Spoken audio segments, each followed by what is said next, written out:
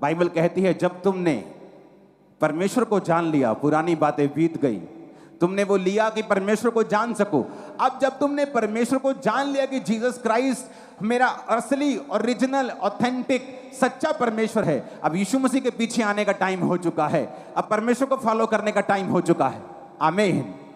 लेकिन अभी भी सोचते हैं, इसका मतलब अभी भी पाप का बीज तुम में है, अभी भी तुम सोचते हो कि मुझे पाप करना है। और अगर तुम सोच ही रहे हो कि मुझे शायद पाप करना है, तो अब इसका मतलब यह है कि तुम अभी याजक नहीं हो।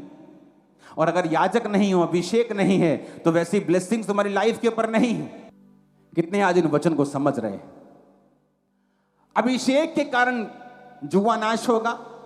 अभिषेक वाला भाग यानी एक्स्ट्रा भाग, कहते तुम्हारे पास एक्स्ट्रा ये कार्ड है ना, जो गोल्डन कार्ड, इसकी एक्स्ट्रा बरकतें मिलती हैं, एक्स्ट्रा प्रिविलेज मिलता है।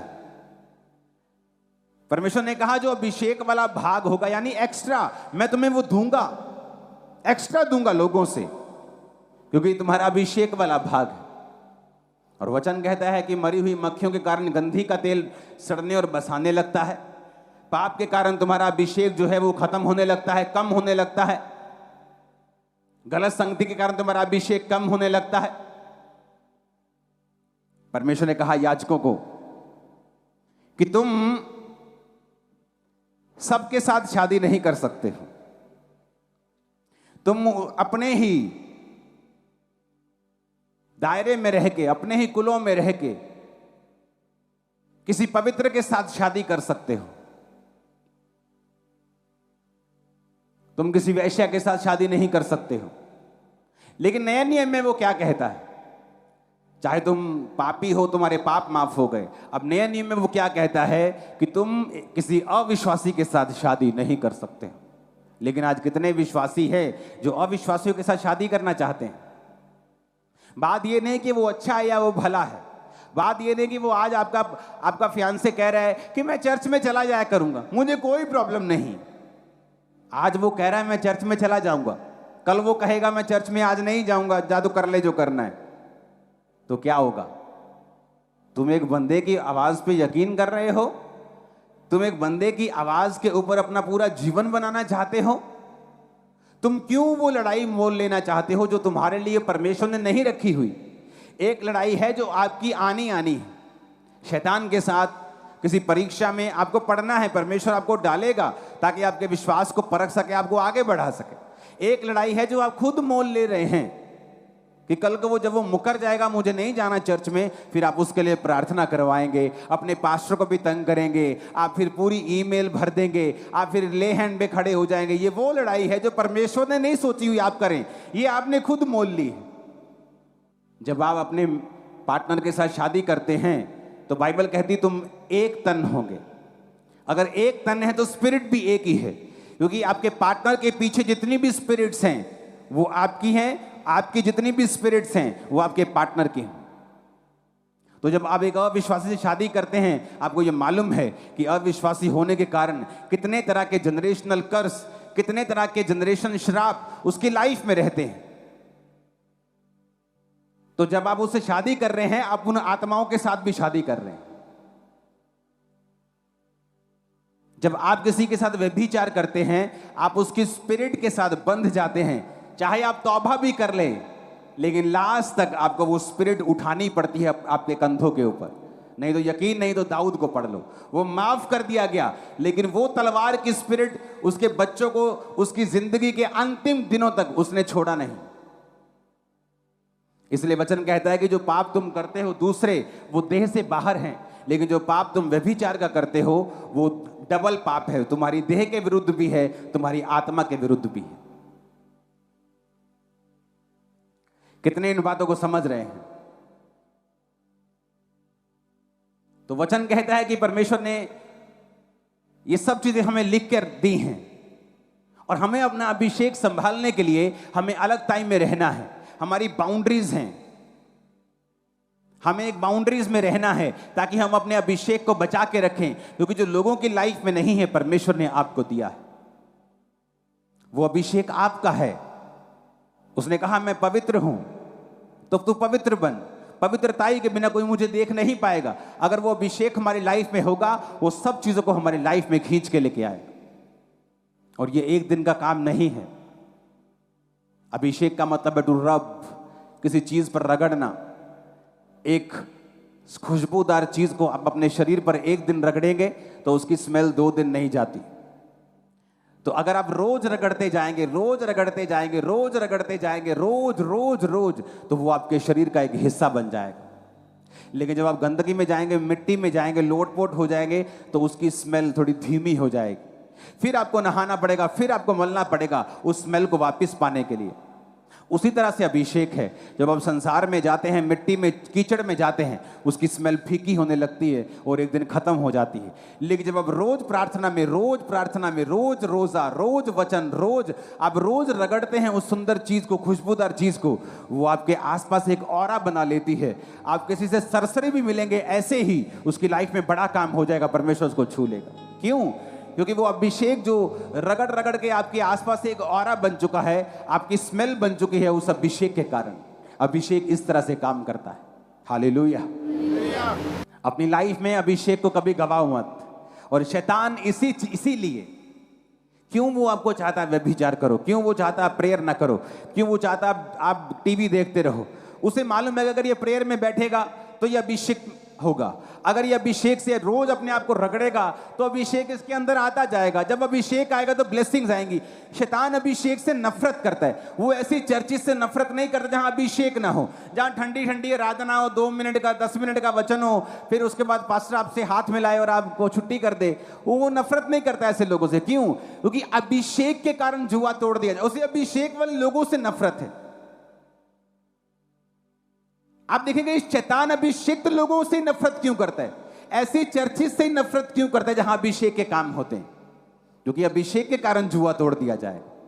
ऐसी चर्चिस से नफरत क्यों नहीं करता जहां काम नहीं होते? क्योंकि वहां अभिषेक नहीं। जहां अभिषेक नहीं वहां शैतान को कोई प्रॉब्लम नहीं, क्योंकि अभिषेक के कारण जुआ नाश कर दिया जाएगा। अब आने वाले समय में देखोगे शैतान किस तरह से अभिषिक्त लोगों पर अटैक करता है। प्रभु ने मुझे आज नहीं, कितने महीने पहले बताया था। आज एआई का जमाना है। आप देखेंगे पास्टर की शक्ल को किसी गंदे लोगों की शक्ल में लगाकर अलग अलग तरह के वीडियोस लोग जारी करेंगे। देखो पास्टर क्या कर रहा है, अरे देखो बॉम्बे का पास्टर क्या कर रहा है, जबकि वो असल वीडियो नहीं होगी, वो गंदी वीडियो कंप्यूटर के द्वारा बनाई गई होगी। उसके हाथ में सिगरेट पकड़े, कंप्यूटर बनाएगा। पास्टर्स पे अटैक क्यों कर रहा है शैतान? क्योंकि उसको पता है कि ये अभिषिक्त हैं। वो अभिषेक वाले लोगों पे अटैक क्यों करता है? उसे मालूम है अगर शैतान मुझ पे अटैक करता है तो वो मुझे पे अटैक नहीं कर रहा, वो आप पे अटैक कर रहा है, क्योंकि ये अभिषेक आपको छुड़ा रहा है। कितने मेरी बात को समझ रहे हैं? वो अभिषेक चर्चों के ऊपर ही क्यों बोलता है? उसे अभिषेक चर्चों से क्यों प्रॉब्लम है? क्योंकि अभिषेक के कारण तेरा हर जुआ तोड़ दिया जाएगा। और सबसे अधिक क्या संभालना है? अभिषेक को। क्यों नहीं जाना इधर उधर? अभिषेक के कारण। क्यों नहीं गलत संगति में पड़ना? अभिषेक के कारण। क्योंकि अगर अभिषेक लाइफ से उड़ गया, वो धीमा पड़ गया, मध्यम पड़ गया और फिर गायब हो गया, तो शैतान के लिए आप जस्ट एक ऑब्जेक्ट हैं। जैसे दूसरे लोग हैं वैसे ही आप हैं। आपका नाम, आपका बाप चाहे बिशप क्यों ना हो, उसे कोई फर्क नहीं पड़ता। वो बड़ा से बड़ा प्रेरित क्यों ना हो, वो उसे कोई टेंशन नहीं। शैतान भी अभिषेक था, उसे अभिषेक की वैल्यू मालूम है। वो भी अभिषेक था, वो जानता है अभिषेक क्या कर सकता है, क्योंकि वो भी अभिषेक था, तो उसे मालूम है अभिषेक क्या कर सकता है। आज शैतान का अभिषेक देखो दुनिया में कैसे काम करता है। हम फॉरेन में थे, वहां कॉन्सर्ट होना था,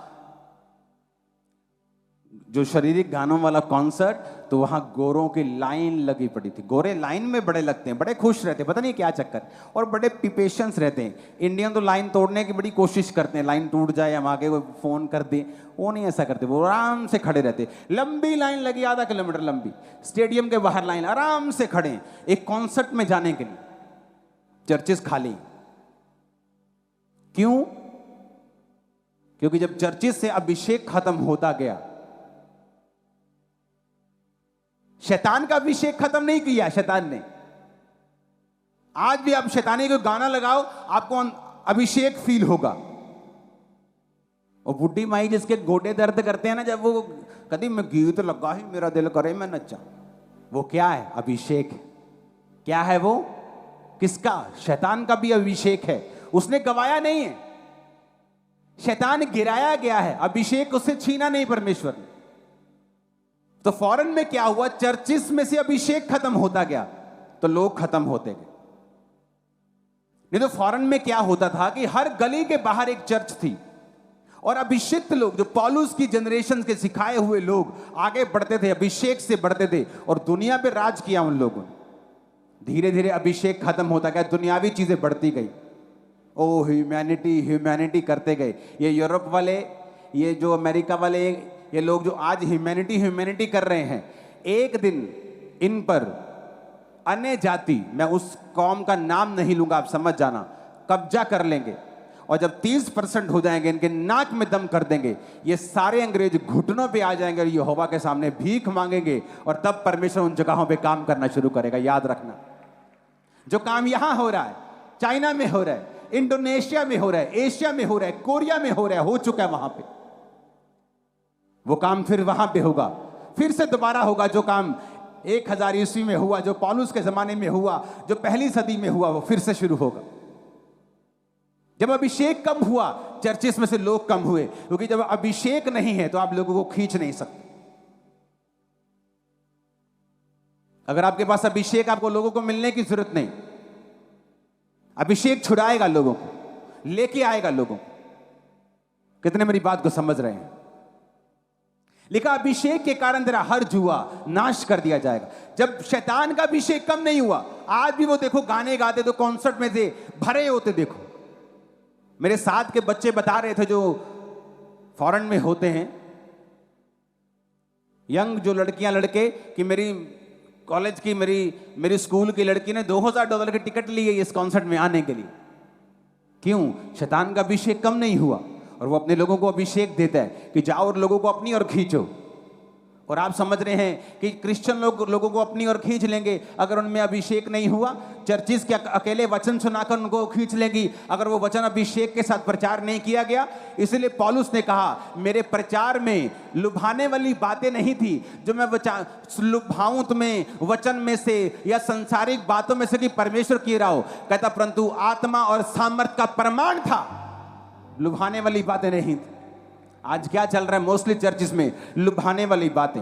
वो आपको टीच करने की कोशिश करते हैं, यहोवा के बारे में बताने की कोशिश करते हैं, जबकि वो भूल गए कि जिसके खिलाफ तुम्हारा, शैतान के खिलाफ युद्ध है, भाई साहब उसके पास सामर्थ है और तुम बिना सामर्थ के चल रहे हो। तुम उसके सामने जोकर हो, शैतान के सामने।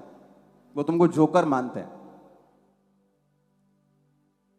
तुम बिना अभिषेक से नहीं चल सकते, तुम नहीं खींच सकते, तुम नहीं ला सकते लोगों को परमेश्वर के पुलपिट के सामने कि आओ और तौबा करो। जब लंगड़े चलेंगे, अंधे देखेंगे, काम होंगे, छुड़ाए जाएंगे शैतान के बंधनों से लोग, तो लोग यकीन कर लेंगे कि यहां सचमुच परमेश्वर की सामर्थ है और परमेश्वर का आत्मा यहां पे है और सचमुच यहोवा परमेश्वर जीवित है और यीशु जीवित है। हालेलुया। अगर अपनी लाइफ में कुछ संभाल के रखना है तो वो क्या है? नहीं सुना मेरे को? ऊंची आवाज़ बोलो, ये स्पिरिट में चला जाए तुम्हारी। 7 बार बोलो, क्या संभाल के रखना है?